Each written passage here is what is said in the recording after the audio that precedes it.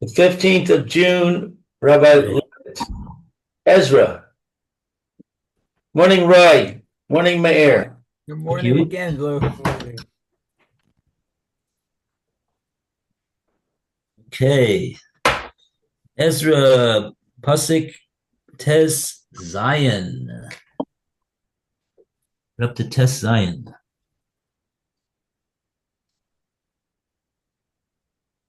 Zion, okay. Yeah, it could be that Roy read this, but we certainly, even if we did, we didn't read the notes. So we'll get a head start. We'll read the pasuk and then we'll take a look at the notes as well. As Hashem, that's what we're hoping for. Okay, so Lou, would you like to start? Yes, I'd love to.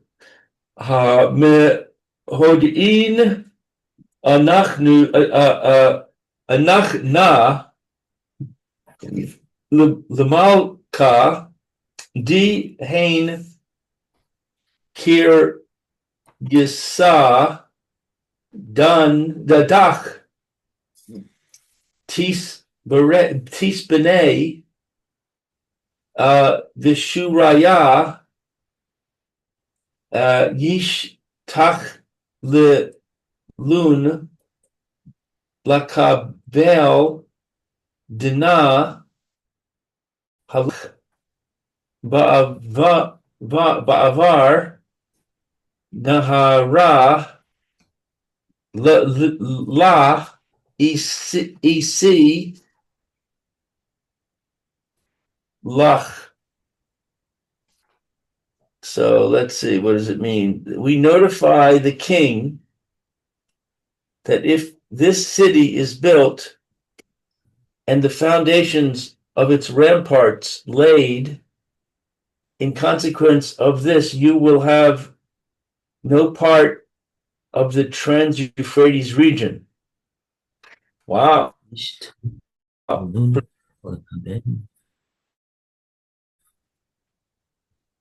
So this is the end of this letter that they wrote. Okay. Very. What do we got? We got 16. You will have no part of the Trans-Euphrates region. The Samaritans warned the king that the Jews would rebel and seize not only Israel, but the entire area on that side of the Euphrates, according to Rashi. Ibn Ezra offers another possible interpretation. Should the Jews be permitted to continue building, the non-Jewish inhabitants of the land listed above would rise up in revolt against the king. Beam notes that in this verse, the emphasis is placed on the Samaritans' own role as informers. We notified the king, whereas the information in verse 13 is presented to the king anonymously, known to the king. He explains that in the earlier verse, the Samaritans wished to convey the impression that to anyone familiar with the Jerusalemites' rebellious nature, it was self-evident that the Jews would refuse to pay taxes. One had merely to place the intelligence before the king, and he would draw the obvious conclusion. Let it be known to the king, they will not pay levy tax and duty. However, it was not obvious that the Jewish revolt would inflame the populace and engulf the entire Trans-Euphrates territory. Here, the Samaritans emphasized their own capacity as analysts. We notified the king that he will have no part in the Trans-Euphrates region.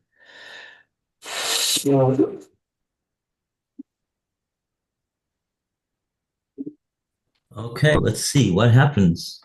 This is being sent to the king of Pras. None other than King Cyrus, Koresh. What's he going to do? So let's see. Pasuk Yud Zion. We're up to Yud Zion. We go to Mayor to continue. Hey, Yudzayin says, Pitama Shalach Malka al Rehum Be'el Ta'im V'Shim Shai Safra Ushar Kanavat Hon Di Yatvin Bishamri Bishamrayin Ushar Avar Nahara Shalom Uket. Okay. So let's see. It says the king sent a message to Rehum, the counselor, and Shimshai, the scribe, and the rest of their cohorts living in Samaria, and to the rest of the Trans-Euphrates region, and the cities of Shalom and Ke'eneth.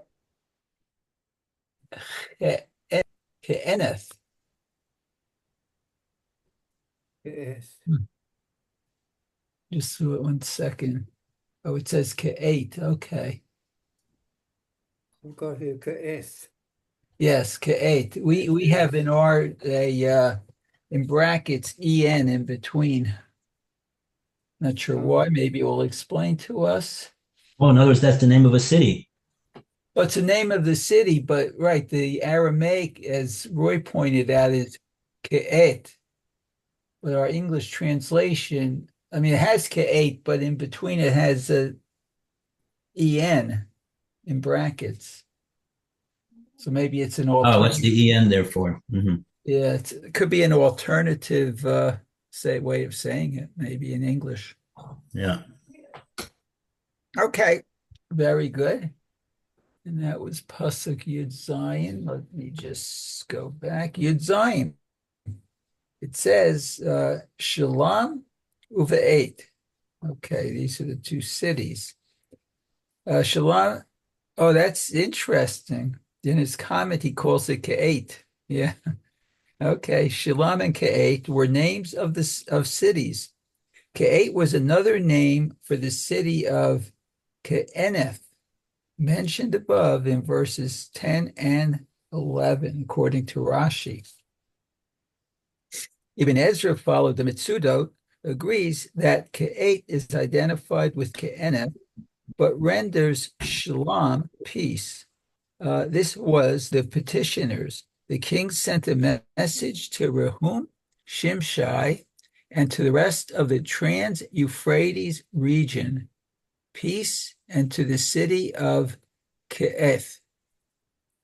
And in verse 10 above, Rabbi Yeshayahu Mitrani reads K8 as, the date, which it was recorded here in the leather.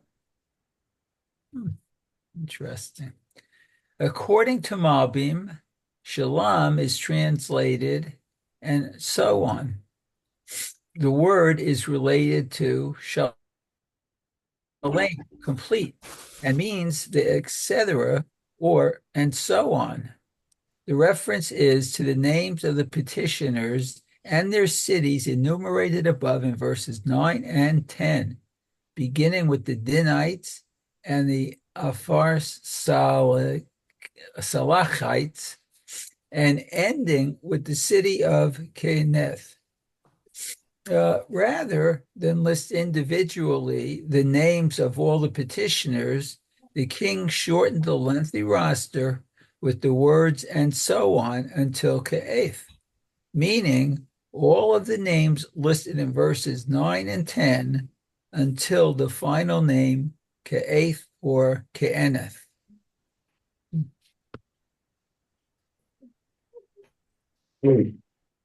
Oh, Just So according to that case, means like etc. yeah, it could. It seems like it could mean a lot of things. But I'm wondering why they spend so much time on the name of this city.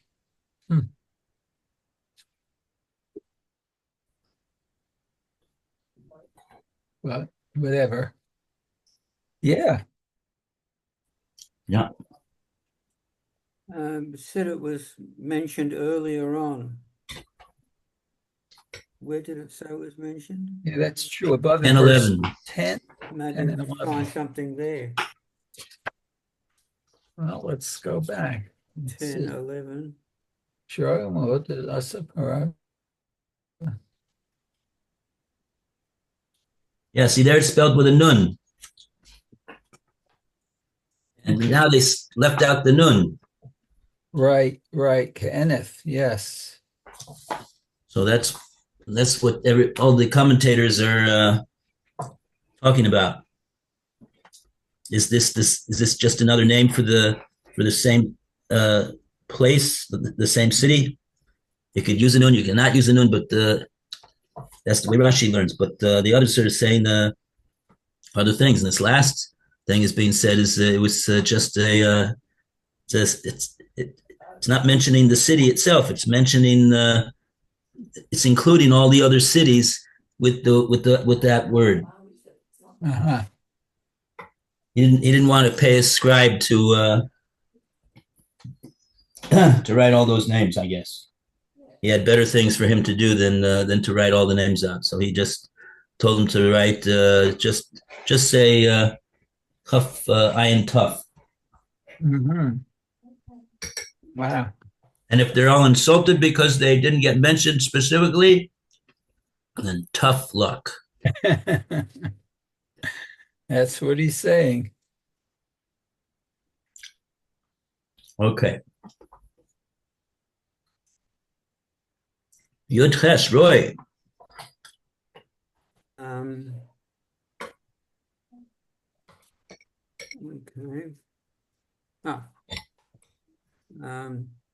Nishtavernon, de Shalachtuftun, Eleno, Miparash, Keri,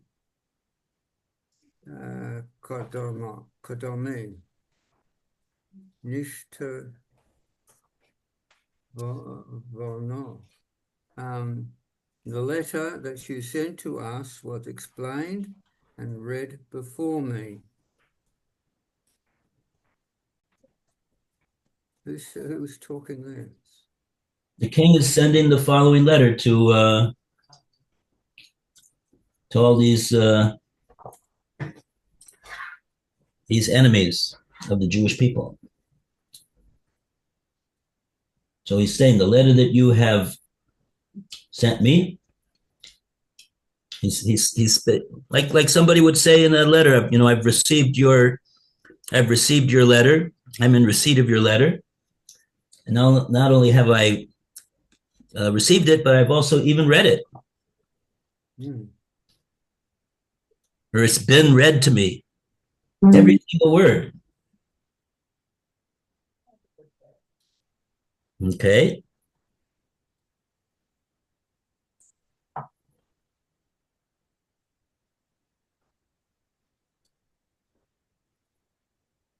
Now,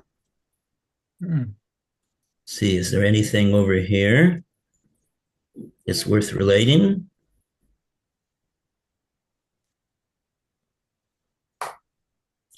They're making a point of the different way the word letter is being written over here. This word nishtavana is referring to the letter. It's not the same way that we spelled it before. Nu. The Malbim says no. It doesn't mean just doesn't mean the letter. It means that it's a copy of the letter. Because this is the Malbim according to his whole thing over here. That the original letter had to be translated into the Persian language so the king would be able to understand it. It was originally written by all these enemies in Aramaic. Just like just like Lavan spoke Aramaic. That was Yaakov Avinu's father-in-law. So too over here. All these individuals speak Aramaic. So he just saw the translated copy. He was being read the translation. But the original letter with the words in Aramaic that's why that other word is called a different by different letters. Okay, that's the Malbim. And what's it mean that it's been read explicitly? The Foresh Keri. That's the way Rashi understands. The Malbim says has been read in translation before me. Okay, fine. Okay, we took care of the details. Now, what is he going to say about this? The king, what's he going to do? Pasuk Yud Tes. We go back to Meir.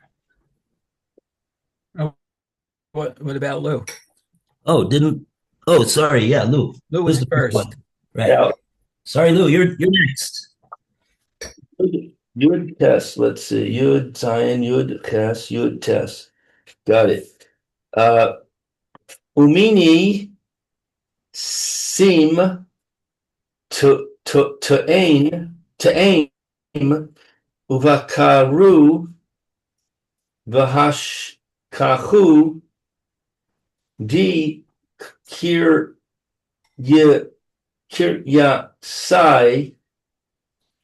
kiryasa dach min yomas alma al malchin nas umi rad ish tadur mis aved ba.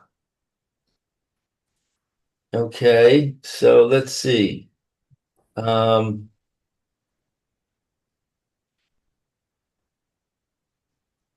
order was given by me, and my officials investigated and discovered that this city has risen up against its kings since ancient days, and rebellion and insurrection have been perpetrated in it.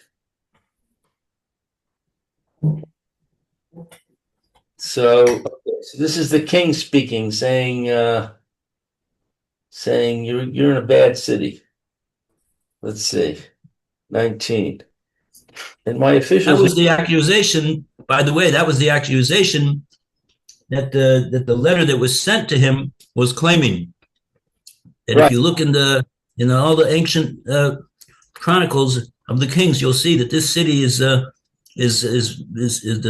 many kings had all sorts of troubles with this city.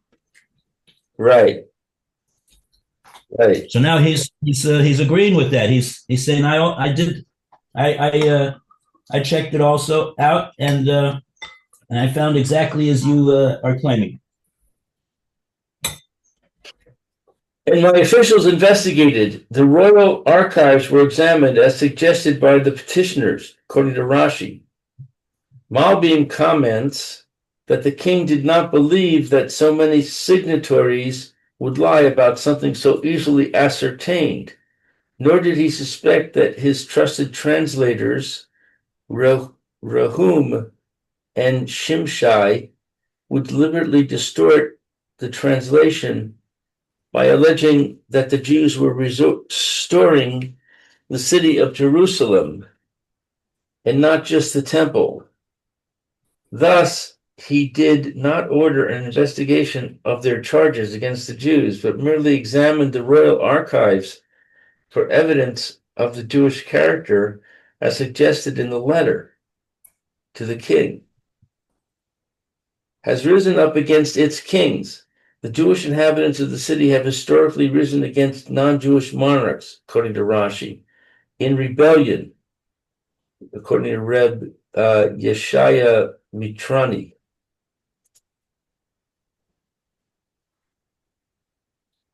It's not looking good for the Jews.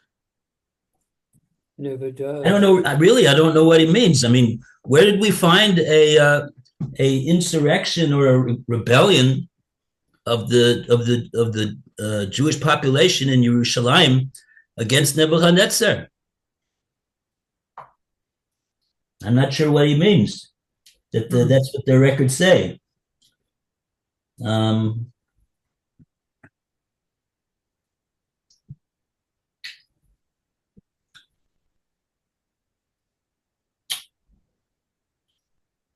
But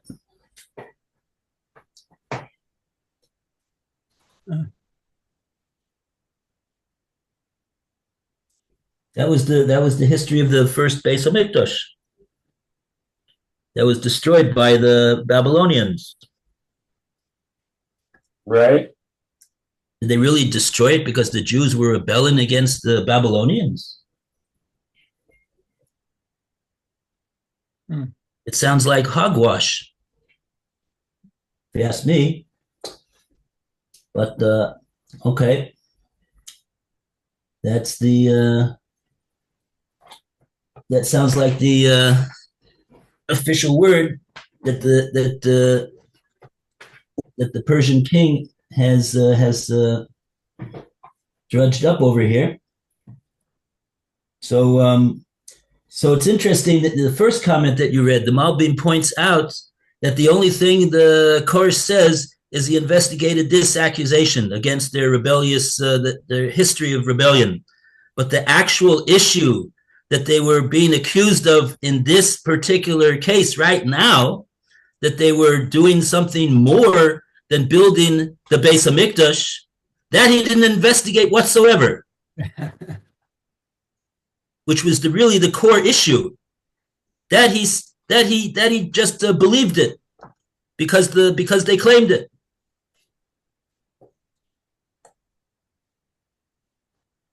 Okay.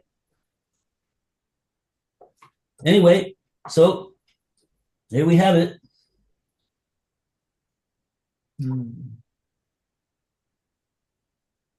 It's interesting. So why did he originally give the order to and the permission to rebuild the go up to Yerushalayim and rebuild the temple then? Why did he do that?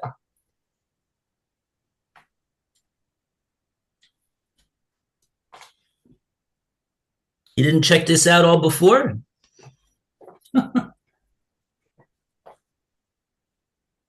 It sounds to me like he doesn't really think things through before he does things.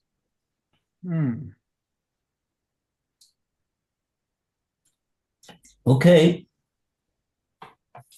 So that's that. Now we got the next pasuk, pasuk Chaf. Who's next? Mayor? Yep, I'm on the batter's deck here. Okay. Umachin takifin avo al Yerushalem the shalitin bechol avar nahara umida below v'halach mityahev lehon. Okay, so it says mighty kings once reigned over Jerusalem, who ruled over all of the Trans-Euphrates region, and levy, tax, and duty were paid to them. Okay, let's see what the comments say here. So mighty Jewish kings once reigned over Jerusalem, who ruled over all the Trans-Euphrates region. Thus, the threat of a Jewish kingdom is not to be taken lightly. This refers to King Solomon, of whom it is written in Kings 1, for he ruled over the entire area beyond the Euphrates, according to Rashi. The Trans-Euphrates area mentioned in Kings 1 refers to the Babylonian side of the Euphrates, Solomon was so powerful that even those on the far side of the river from Jerusalem were his vassals. That's Targum and Radak. The Persian king, however, spoke only of the Jewish side of the river, Rashi, since this was the area now under discussion. Okay. Midah v'lo v'halach mityahev lehon, and levy, tax, and duty were paid to them.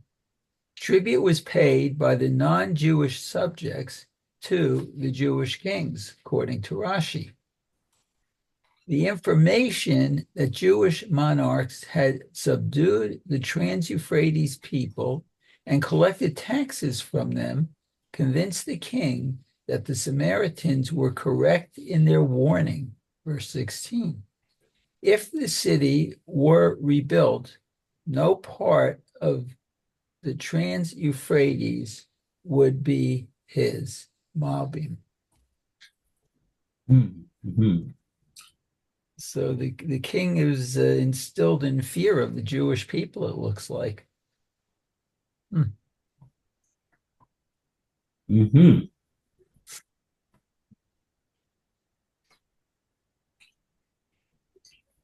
Yeah, it's interesting. I mean, King Solomon, you're talking over 400 years ago. After King Solomon, I don't know if there was any Jewish king that had so much reign over the entire region, but okay. You want to go into history 400 years ago? Since then, they were not so they were far from on the contrary, they were paying taxes to all the other monarchs that were in that region. Okay, so that's the consideration over here, that he's concerned about. He's right now. He's taxing to the hilt all of these peoples in this region in the Middle East, and if the Jews go up to Yerushalayim and they rebuild Yerushalayim, and then they're going to set up a king also, and the next thing you know, they're going to have another King Solomon, and he's going to take over the whole region, and then all of that money is not going to be going to Koresh, it's going to be going to the successor of King Solomon. So that sounds like the issue over here that is going. It's all a matter of money. He's worried about his money. Okay. 21. Go to Roy. Ka'ain shimu ta'am lebatola guvuraya ilech v'kir so dach lo sispanei ad mini ta'ama yitzom.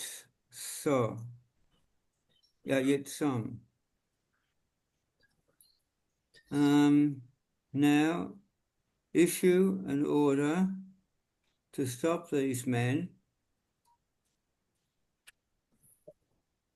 and this city shall not be built until orders are given by me.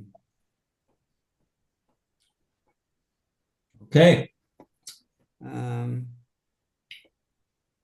I've got here that now issue an order, give out a word to announce in the land to stop these men, the children of Israel, from the work, and the city of Jerusalem shall not be built until orders are given with my knowledge and my authorization, says Rashi. That is, until I grant permission to resume construction, says Matsudas David. With the phrase, and this city shall not be built, Malbim explains that according to the laws of Persia and Media, Once the king had granted permission to rebuild the temple, that permission could not be rescinded. The king could only prohibit the building of the city, which was the content of the new decree. The interpreters Shimshai and Ruchum, however, misrepresented the king's decree and forcibly halted the construction of the temple, as it is narrated in the following verses. That's all I've got on 21. Oh, we have a whole dresser over here in the art scrolls. It does mention the things that you brought from the Malbim. Let's see. Oh, maybe we should do that because we only have like a minute left. So the Chazal teach that that Avram, Yitzchak, and Yaakov represent symbolically the experiences of the Jewish people in later generations. What we know as Maisa Avos Simin Labanim. And according to this precept, the Ramban says that the restoration of the Babylonian exile to the land of Israel may be traced to the encounter of Isaac and Rebekah with Avimelech, Melech Plishtim. Avimelech initially said anybody who lays a hand on Avram or on Yitzchak or his wife shall be put to death. But this attitude of reverence soon turned to envy and resentment, and Yitzchak and his family were banished from that area. Later, Avimelech reversed himself and he journeyed to Beersheba to join Yitzchak in a covenant with pledges of peace and benevolence. Okay. The fortunes of the exiles returning from Bavel followed an identical course. First, Koresh invited the exiles to go up to Yerushalayim and rebuild the temple. And he instructed the officials in Eretz Yisrael to treat them favorably, just as Avimelech had decreed that no one disturb Yitzchak. But Koresh soon heeded the advice of the enemies of Yehuda and Binyamin, and he halted the temple construction, just like Avimelech banished Yitzchak and Rivka. And some years later, Koresh's successor, Daryovish, reversed the policy of hostility towards Klal Yisrael, authorizing the completion of the temple. Yeah, he himself was a Jew. He was Esther's son. Even stipulating that the tefillahs be offered there on behalf of him in his capacity as the king, just as Avimelech had ultimately sought out Yitzchak, requesting a final reconciliation. Malbim says that the king did not want to end the temple construction, which had been sanctioned by irreversible royal decree. His only intention was to bring the restoration of the city of Yerushalayim to a halt, since this was an unauthorized activity, like we spoke about. Accordingly, the letter that he sent to the Samaritans to issue a decree to stop the building was to halt these people was meant only to restrain the Jews from construction of the city. As explained in the following phrase, this city shall not be built, but not to cause the abandonment of the restoration of the temple. This is very interesting what he's saying over here. Yeah. But the enemies of Yehuda and Binyamin in the form of Rachum and Shimshai, remember he's one of the sons of Haman.